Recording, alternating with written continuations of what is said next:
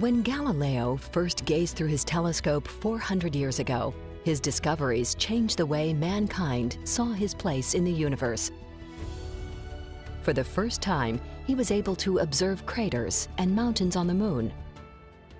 He discovered 4 of Jupiter's moons and proved they orbited the giant planet.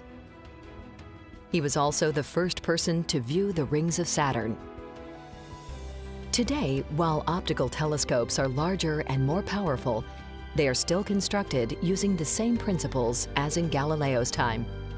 But as we peer deeper into the universe, interstellar gas and dust interferes with visible light, blocking our view into the past. One solution is to change how we look at the stars. Instead of using visible light, astronomers can use one type of invisible light, infrared radiation, to study the heavens.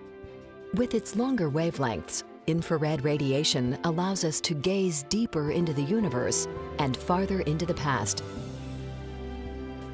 Soon, astronomers will be able to use the world's largest and most powerful airborne infrared observatory to make studies bearing on the questions: how did the Sun and Earth form?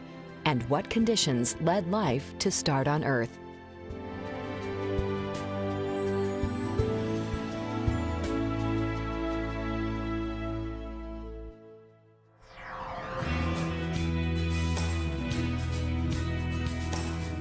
The Stratospheric Observatory for Infrared Astronomy, or SOFIA, is a specially modified Boeing 747 SP aircraft housing an infrared telescope assembly that weighs 17 tons and has an 8.5-foot diameter mirror.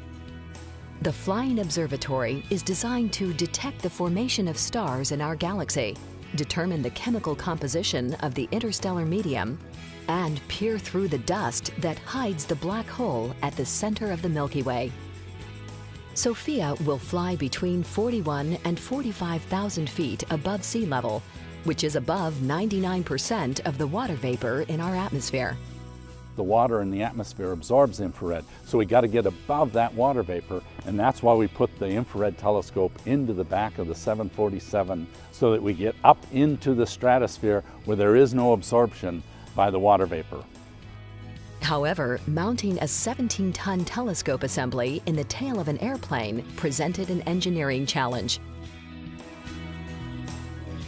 A 16-foot-high hole was cut into the rear fuselage of the aircraft, and doors were installed to protect the mirror when not imaging the universe. The modification itself is rather extensive in that there was a very large hole cut in the back of the airplane. The hole that was cut was about 4 by 5 meters. It's the largest hole that I'm aware of that exists in any 747. This made a bump on the airplane where the doors cover this hole, and that we have to verify that that bump hasn't caused additional drag that would preclude us from being able to meet our time requirement at altitude, and also to verify that the stability and control characteristics of the airplane haven't been influenced or affected by this modification. The telescope was built by NASA's partner, DLR, the German Aerospace Center. Astronomers hope the size, sensitivity, and versatility of the observatory will put SOFIA in the rank of one of NASA's great observatories.